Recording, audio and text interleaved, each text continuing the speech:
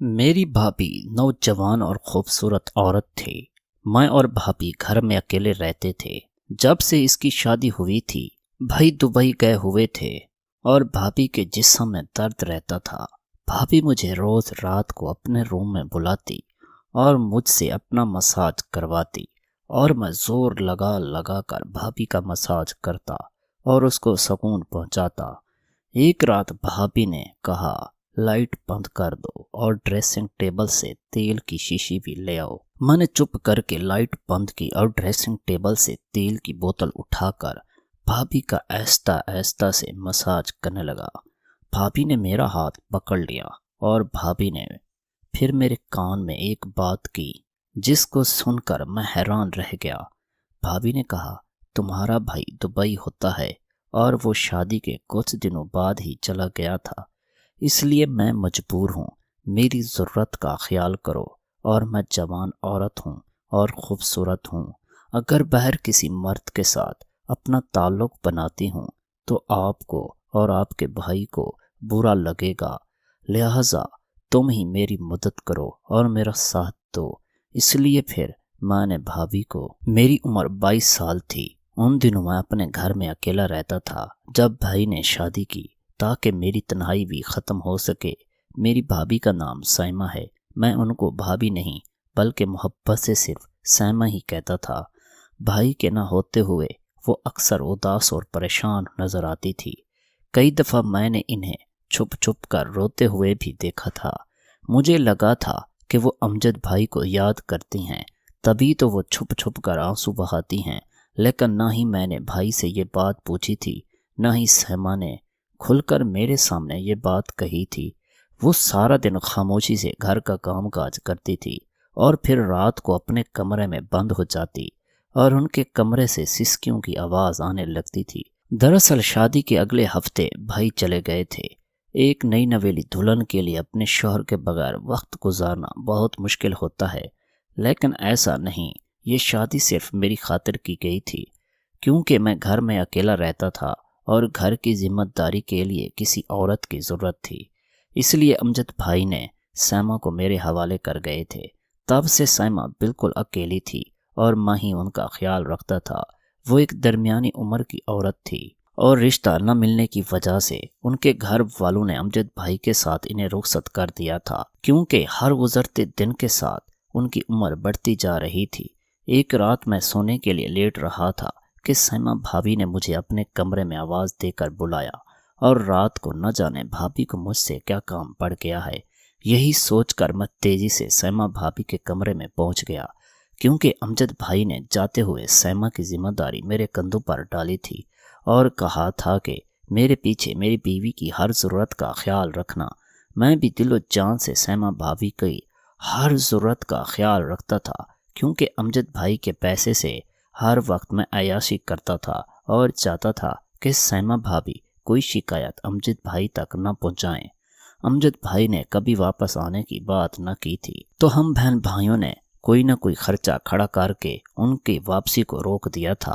اس لیے امجد بھائی کبھی واپسی کا سوچ ہی نہیں سکتے تھے۔ اور رات 11 بجے کے وقت سائمہ بھابھی مجھے آواز دے کر اپنے کمرے میں بلایا، تو میں یہی سوچ کر پہنچ گیا کہ سائمہ کو کوئی ضروری کام ہوگا، لیکن وہاں جا کر میں کچھ چھٹک گیا، کیونکہ سائمہ اپنے بستر پر الٹی لیٹی ہوئی تھی۔ میں گھبرا کر دروازے پر ہی رک گیا اور سائمہ بھابھی کو دیکھ کر کہا، بھابھی کوئی کام ہے؟ مجھے لگا تھا کہ میری آواز دینے پر اٹھ کر بیٹھ جائیں گی اور ہمیشہ کی طرح خود کو چھپا لیں گی، کیونکہ وہ سارا دن دوپٹے میں ہی رہا کرتی تھی۔ میں نے کبھی انہیں اس طرح نہیں دیکھا تھا، مگر میری آواز سن کر وہ کہنے لگی، اجمل اندر آ جاؤ، مجھے تم سے کچھ ضروری کام ہے۔ وہ ابھی بھی بستر پر اوندھی لیٹی ہوئی تھی۔ میں کمرے کے اندر داخل ہو گیا، لیکن میری نظر جھکی ہوئی تھی۔ میں تھوڑا شرمیلا قسم کا لڑکا تھا اور پہلی دفعہ کسی عورت کو اس طرح دیکھ رہا تھا۔ سائمہ بھابھی نے گردن میری طرف سے موڑ کر مجھے دیکھا اور میری جھکی ہوئی نظریں دیکھ کر کہنے لگی، اجمل شرمانے کی بات نہیں ہے، اس گھر میں تم ہی میرا واحد سہارا ہو، میرے اچھے برے کے ساتھی ہو، میرے شوہر تو بس پردیس میں تھے، لیکن تم ہر وقت میرے ساتھ رہتے ہو، میرا خیال رکھتے ہو۔ بس یہی سوچ کر میں نے تمہیں بلایا ہے کہ اسی مشکل وقت میں بھی تم میرے ساتھ رہو گے۔ سیما کی بات سن کر میں نے نہ سمجھی سے ان کی طرف دیکھا تو کہنے لگی، میرے سر میں بہت درد ہے، کیا تم میرا مساج کر دو گے؟ تمہارے بھائی نے مجھے بتایا تھا کہ تم بہت اچھا مساج کرتے ہو اور ان کے سر کا درد تم چٹکیوں میں ٹھیک کر دیا کرتے تھے۔ سیما بھابھی کی بات سن کر میں مسکرا دیا، کیونکہ یہ بات واقعی حقیقت تھی کہ بھائی جب یہاں ہوتے تو ہر وقت مجھ سے اپنے سر کا مساج کرواتے تھے، لیکن وہ تو بھائی تھے، میں بھابھی کا مساج کس طرح کر سکتا تھا؟ سیما نے مجھے آزمائش میں ڈال دیا تھا، سمجھ نہیں آ رہا تھا کہ کیا کروں۔ میں سوچ میں پڑ گیا تھا کہ سیما کس قسم کی عورت ہے، اس کو دیور سے مساج کا کہتے ہوئے بھی شرم محسوس نہیں ہو رہی، جبکہ یہ کوئی مناسب بات نہیں تھی۔ ایک عورت کا ایک مرد سے مساج کروانا، وہ بھی اپنے دیور سے، کوئی اور ہوتا تو میں صاف لفظوں میں نہ صرف انکار کرتا بلکہ سیما بھابھی کو بھی اس بات پر کھری کھری بھی سناتا، لیکن اس وقت میں سیما بھابھی کے ٹکڑوں پر پل رہا تھا، اس لیے سیما بھابھی کے آگے زبان چلانے کی میری جرت نہیں تھی اور نہ ہی انہیں انکار کرنے کی۔ سیما بھابھی نے اشارے سے ڈریسنگ ٹیبل پر رکھی تیل کی بوتل مجھے دکھائی اور کہنے لگی، یہ بہت اچھا تیل ہے، کم از کم اس سے میرے سر کا مساج کر دو۔ یہ کہتے ہوئے ان کی آنکھوں میں آنسو چمک اٹھے اور مجھے لگا کہ شاید وہ بہت تکلیف میں ہے۔ میرے انداز میں ہچکچاہٹ تھی، لیکن میں سیما کو انکار نہیں کر پایا اور میں نے وہ تیل کی بوتل اٹھائی اور بستر پر ان کے قریب ہی بیٹھا۔ دھیرے دھیرے میں ان کے سر میں تیل ڈال کر مالش کرنے لگا، البتہ میں نے اپنی نظریں جھکا رکھی تھیں اور خود کو کسی بھی طرح کے جذبات کو محسوس کرنے سے روکا تھا۔ میرے ہاتھ سیما کے سر پر تیل لگاتے ہوئے پوری طرح کانپ رہے تھے۔ میں نے آج تک بہت سے کاموں میں سیما بھابھی کی مدد کی تھی، لیکن سیما نے مجھ سے اس طرح کی کوئی فرمائش نہیں کی تھی۔ میں جیسے جیسے تیل لگا رہا تھا، سیما کی عجیب آوازوں سے کمرہ گونجنے لگا تھا، جیسے انہیں سکون مل رہا ہے۔ سیما نے دوبارہ میری طرف نہیں دیکھا تھا اور میں نے بھی ان کے چہرے پر نظر نہیں ڈالی تھی۔ شرم کے احساس سے میرا تو چہرہ ہی سرخ ہو رہا تھا، میرا بس نہیں چل رہا تھا، لیکن میں کیا کرتا، مجبور تھا۔ اگر میں سیما بھابھی کو انکار کرتا ہوں اور بھائی کو یہ بات پتہ چلتی میں نے سیما کا کوئی حکم نہیں مانا تو میری جیب خرچی بند ہو جاتی، لیکن آج سیما کی مجھ پر عنایت کچھ الگ ہی تھی۔ سیما بھابھی نے مجھے کبھی کسی چیز سے منع نہیں کیا تھا، میں سیما بھابھی سے مانگ لیا کرتا تھا اور وہ آگے سے سوال بھی نہیں کرتی تھی۔ میں سیما کے سر پر مساج کر رہا تھا اور سیما کی آواز سے کمرہ گونج رہا تھا۔ اس کے بعد شاید سیما کو نیند آ گئی تھی، کیونکہ ان کی آواز آنا بند ہو گئی تھی اور پھر میں اٹھ کر ان کے کمرے سے خاموشی سے باہر نکل آیا۔ میرا دل عجیب طرح سے تڑپ رہا تھا، پہلی دفعہ میں کسی عورت کی قربت کو محسوس کر کے آیا تھا اور اس بات نے میرے اندر ایک آگ لگا دی تھی۔ سیما کا لباس اور ان کی خوبصورت رنگت میں مجھے عجیب ہی نشے میں ڈال دیا تھا، اور پھر جیسے ہی مجھے خیال آیا میرے بھائی کی بیوی ہے تو میں نے توبہ توبہ کی اور سوچا جب آئندہ سیما کے کمرے میں رات کے وقت نہیں جاؤں گا۔ اگلی صبح سیما نے پوری طرح دوپٹہ پہن رکھا تھا اور میرے لیے ناشتہ بنا رہی تھی، پھر میرے آگے ناشتہ رکھ کر میرا شکریہ ادا کرتے ہوئے کہنے لگی، اجمل تم نے میرے سارے درد ختم کر دیے، میں تمہاری شکر گزار ہوں۔ سیما کی بات سن کر میں شرمندہ ہو گیا اور کہا، اصل میں آپ سارا دن گھر کے کام کرتی ہیں، اس وجہ سے بہت زیادہ تھک جاتی ہیں۔ میں کوشش کروں گا کہ آپ کے ساتھ کام کاج میں ہاتھ بٹاؤں یا پھر آپ ملازمہ رکھ لیں۔ میری بات سن کر سبق کہنے لگی، میری تھکن کبھی نہیں اتر سکتی، جس دن امجد آئیں گے یہ تھکن خود بخود اتر جائے گی۔ میں سیما بھابھی کے لفظوں کا مطلب نہیں سمجھ پایا تھا، لیکن وہ واپس کچن میں چلی گئی تھی۔ میرے کالج کا وقت ہو گیا تھا، میں گھر سے نکل پڑا تھا، لیکن سارا وقت میرے ذہن میں سیما بھابھی چلتی رہی تھیں۔ دوپہر کو میں گھر لوٹا تو آپا گھر آئی ہوئی تھی۔ میں نے سوچا کہ کسی نہ کسی طرح موقع دیکھ کر انہیں سیما کے مساج والی بات بتا دوں، لیکن سیما اور آپا تو مل جل کر باتوں میں ایسی مگن تھی کہ آپا نے مجھ پر زیادہ توجہ بھی نہ دی تھی۔ سیما اور آپا کی کافی دوستی ہو چکی تھی اور سیما اور آپا کو سر پر بٹھاتی تھیں۔ کچھ دیر بعد آپا یہ کہہ کر چلی گئی کہ ان کے شوہر کام سے آنے والے ہوں گے اور میں انہیں مساج والی بات وہاں بتا نہ سکا۔ کچھ دیر آرام کرنے کے بعد میں کمرے سے نکلا تو میں نے دیکھا کہ سیما بھابی کپڑے دھو رہی تھی اور بڑی مشکل سے وہ کپڑوں کی بالٹی اٹھائے چھت پر جا رہی تھی۔ یہ دیکھ کر مجھے شرمندگی ہوئی کہ وہ سارے کپڑے میرے تھے اور میری وجہ سے انہیں اتنی تکلیف میں چھت پر جانا پڑ رہا تھا۔ میں نے فوراً سیما بھابی کو آواز دی اور بالٹی ان کے ہاتھ سے لے لی۔ سیما کا سارا وجود پسینے سے شرابور تھا کیونکہ گرمی کی شدت تھی اور پھر کچھ کپڑے دھوتے ہوئے ان کا لباس بھی ہلکا ہو گیا تھا۔ میں سیما سے بالٹی پکڑ کر چھت پر پہنچ گیا تھا۔ پھر میں نے انہی کے ساتھ سارے کپڑے بھی رسیوں پر پھیلائے اور ہم واپس نیچے چلے آئے۔ سیما بھابی کچھ عجیب انداز سے چل رہی تھی جیسے انہیں بہت زیادہ تکلیف ہو رہی ہو۔ میں نے خود سیما بھابی سے کہا کہ اگر آپ کہیں تو کسی ڈاکٹر کے پاس چلیں، مجھے لگتا ہے آپ کے سر میں زیادہ درد ہے۔ میری بات پر وہ ذرا سی مسکرائی اور کہنے لگی، یہ میری غلطیوں کا نتیجہ ہے۔ سیما کی بات سن کر میں نے چونک کر انہیں دیکھا تو وہ کہنے لگی کہ تم فکر نہ کرو، میں جلدی ٹھیک ہو جاؤں گی اور پھر اپنے کمرے میں چلی جاؤں گی۔ اس لیے کچھ دنوں سے سیما کی ہر بات میری سمجھ سے باہر تھی۔ وہ میرے لیے پریشانی بن گئی تھی۔ کبھی کبھی تو ایسا لگتا تھا جیسے وہ کچھ چھپانے کی کوشش کر رہی ہوں۔ دوپہر ختم ہوئی اور گرمی کا زور بھی ٹوٹا تو مجھے چائے کی طلب کا احساس ہوا۔ میں سیما بھابی سے چائے کا کہنے ان کے کمرے کے قریب گیا تو اندر سے مجھے سیما کی آواز سنائی دینے لگی۔ وہ روتے ہوئے کسی سے کہہ رہی تھیں کہ یہ سب کچھ تمہاری وجہ سے ہوا ہے۔ آج میری جو حالت ہے اس میں ذمہ دار تم ہو۔ تمہاری باتوں میں آ کر میں نے خود کو برباد کر لیا ہے۔ سیما کی بات سن کر میں دروازے پر ہی رک گیا۔ نہ جانے وہ کس سے بات کر رہی تھیں، لیکن جو کوئی بھی تھا وہ بھائی نہیں تھا۔ سیما کی باتوں کا جو مفہوم سمجھ میں آیا وہ سن کر تو میرے رونگٹے کھڑے ہو گئے تھے۔ کیا سیما کے سر درد کی یہی وجہ تھی کہ وہ کسی اور کے ساتھ غلط طریقے سے؟ اس سے آگے کا سوچ کر میرے کانوں سے دھواں نکلنے لگا تھا۔ مجھے سمجھ نہیں آ رہا تھا یہ بات کس سے کہوں۔ بنا سوچے سمجھے ہی میں نے امجد بھائی کو فون لگا دیا۔ میں نے بھائی سے کہا کہ آپ واپس کیوں نہیں آ جاتے؟ بھائی پوچھنے لگے سب خیریت ہے؟ اب میں انہیں کیا بتاتا کہ ان کے پیچھے ان کی بیوی کیسی حرکتیں کر رہی تھی۔ میں نے بس یہی کہا کہ آپ کی یاد آ رہی ہے، ہو سکے تو آپ لوٹ آئیں۔ کچھ دیر کی باتوں کے بعد بھائی نے فون رکھ لیا تھا اور میں پھر گہری سوچ میں ڈوب گیا تھا۔ سمجھ نہیں آ رہا تھا مجھے کیا کرنا چاہیے۔ اور پھر اسی رات بھی سیما مجھے آواز دے کر اپنے کمرے میں بلا لیا۔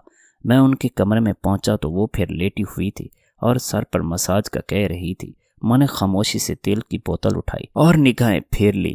میں بے دلی سے ان کے سر کا مساج کر رہا تھا اور سوچ رہا تھا وہ کس طرح مجھ سے اپنا وہ والا مساج کروا رہی ہیں۔ مجھے لگ رہا تھا کہ جب میں کالج جاتا ہوں تو میری غیر موجودگی میں گھر میں کوئی آتا ہے۔ یہی دیکھنے کے لیے اگلے دن میں کالج سے جلدی واپس آ گیا، لیکن یہ دیکھ کر مجھے حیرت ہوئی کہ گھر کے دروازے پر تالا لگا ہوا تھا اور سیما بھابی گھر میں نہیں تھی۔ میں گھر سے دور چھپ کر کھڑا ہو گیا تھا۔ کافی دیر بعد سیما گھر لوٹی تھی۔ وہ پسینے سے شرابور تھی۔ پھر وہ گھر کا دروازہ کھول کر اندر چلی گئی تھی۔ میں فوراً گھر میں داخل ہوا اور سیما سے پوچھنے لگا انہوں نے سارا دن کیا کیا۔ سیما نے مجھے گھر کے کاموں کی تفصیل سنا دی، لیکن یہ نہیں بتایا کہ وہ باہر گئی تھی۔ اب تو مجھے پکا یقین ہو گیا تھا کہ وہ کچھ نہ کچھ غلط ضرور کر رہی ہے۔ سارا دن میں نے یوں ہی بے چینی کے عالم میں گزار دیا تھا۔ سیما بھابی کا سچ جاننا چاہتا تھا اور پھر رات کے وقت سیما بھابی نے مجھے پھر کمرے میں بلا لیا۔ میں جانتا تھا کہ وہ مجھ سے مساج کروانا چاہتی ہوں گی، لیکن میرا دل ہرگز بھی اس بات کے لیے راضی نہیں ہو رہا تھا۔ مگر یہ سچ تھا کہ ان کے سر میں واقعی بہت تکلیف تھی۔ ان کی آواز پر میں ان کے کمرے میں چلا گیا۔ میں نے تیل کی بوتل اٹھائی ہوئی تھی۔ سیما بھابی نے مجھ سے بہت عجیب سی بات کہی جسے سن کر میں چونک اٹھا۔ وہ کہنے لگی پہلے لائٹ بند کر دو۔ یہ پہلی دفعہ تھا جب سیما نے مجھے اندھیرا کرنے کا کہا تھا۔ میں نے حیرت سے پوچھا سیما لائٹ کیوں بند کروا رہی ہیں، لیکن وہ اصرار کرنے لگی۔ سیما بھابی کے بار بار کہنے پر میں نے لائٹ بند کی اور جیسے ہی مالش کرنے کے لیے ان کے قریب بیٹھا تھا تو سیما نے میرا ہاتھ پکڑ لیا۔ ان کی اس حرکت پر میں دنگ رہ گیا اور مجھے شدید غصہ بھی آیا۔ وہ اپنی حد پار کر رہی تھی۔ میں نے غصے میں کہا کہ یہ آپ کیا کر رہی ہیں؟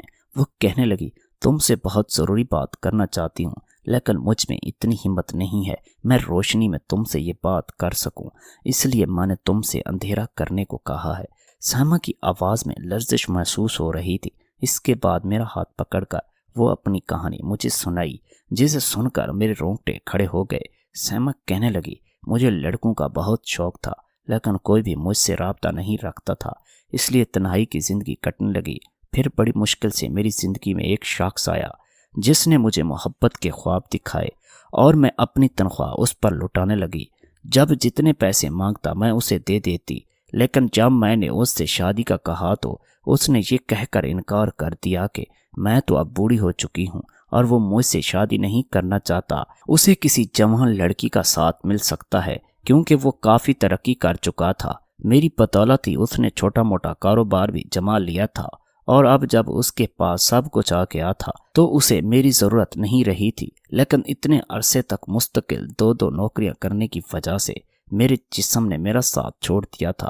آئے دن میری کمر میں تو کبھی سر میں درد رہنے لگا تھا، میں ٹوٹ کر بکھر گئی تھی۔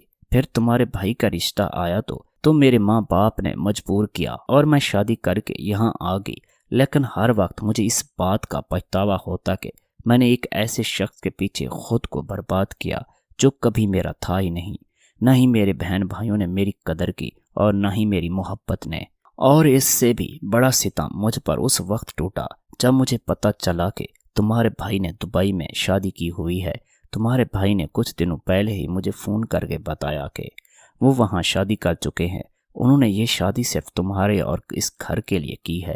یہ سن کر میں پوری طرح اپنے ہوش کھو بیٹھی۔ میرا سارا دھیان بس اسی بات پر رہتا تھا کہ مجھے ساری زندگی دوسروں کی خدمت کر کے بھی کچھ حاصل نہیں ہوا، اور ایسے ہی سوچوں میں گم ایک دن میں چھت پر کپڑے دھوتے دھوتے گر گئی۔ اسی وجہ سے میری کمر اور سر کا درد دوبارہ اٹھ گیا۔ بہت مجبوری میں نے تم سے مالش کرنے کا کہا، اور پھر تم میری مالش کرنے لگے۔ مجھے خود بھی یہ سب کرواتے ہوئے شرم آتی تھی، لیکن میں کیا کرتی، تمہارے سوا میرا کوئی سہارا نہیں رہا تھا۔ کل میں اپنے گھر گئی تھی، میں نے اپنی اماں کو بھی اپنے شوہر کی دوسری شادی کا بتایا اور ان سے کہا کہ میں اس طرح کب تک زندگی گزاروں گی، لیکن میری ماں نے کہا اور میرا ہاتھ پکڑ لیا اور کہنے لگی، اپنے شوہر کا گھر چھوڑ کر مت آنا، کیونکہ یہاں بھی تمہارے لیے کچھ نہیں رکھا، میری بھابھی مجھے قبول نہیں کریں گی۔ یہ سن کر میں مزید ٹوٹ گئی اور واپس گھر چلی آئی۔ میں جان گئی ہوں میری زندگی میں کچھ باقی نہیں رہا۔ میں تمہارے سامنے یہ سب کچھ اس لیے کہہ رہی ہوں کیونکہ مجھے تم سے مالش کرواتے ہوئے شرم آتی ہے، اور پھر آج نہیں تو کل تمہیں یہ بات پتہ چلتی ہے کہ تمہارا بھائی شادی کر چکا ہے اور وہ اب لوٹ کر نہیں آئے گا۔ اس لیے میں نے سوچا کہ خود تمہیں اپنی ساری حقیقت بتا دوں۔ یہ کہہ کر سیما بھابھی پھوٹ پھوٹ کر رونے لگی۔ سیما بھابھی نے کمرے کی بتی بند کروا دی تھی۔ کتنی دیر ہم دونوں روتے رہے تھے۔ مجھے اس بات کا بہت افسوس تھا، میرے بھائی نے سیما کے ساتھ بہت برا سلوک کیا تھا۔ اس کے ساتھ تو پہلے ہی ان کے سگے رشتے بہت برا کر چکے تھے، اور اب بھائی نے بھی ان کا ساتھ چھوڑ دیا تھا۔ مگر کہیں نہ کہیں اس میں ہم بہن بھائیوں کی بھی غلطی تھی۔ ہم نے کبھی امجد بھائی کو واپس آنے نہیں دیا تھا۔ ان کی عمر بھی بیت رہی تھی، وہ کب تک تنہا رہتے، اس لیے انہوں نے پردیس ہی میں کسی عورت سے شادی کرنی تھی۔ کافی دیر گزرنے کے بعد سیما کہنے لگی، میں ساری زندگی اس گھر میں خاموشی سے گزار دوں گی، تمہاری خدمت بھی کروں گی اور گھر کا خیال بھی رکھوں گی، بس تم مجھے اس گھر سے کبھی جانے کا مت کہنا۔ تمہارا بھائی اب تو کبھی لوٹ کر نہیں آئے گا اور مجھے یہیں رہنا ہے۔ مجھے ڈر ہے کہ ایک نہ ایک دن تم مجھے اس گھر سے نکال دو گے۔ میں نے سیما سے کہا کہ یہ ممکن نہیں ہے، میں آپ کو کبھی یہاں سے جانے کا نہیں کہوں گا۔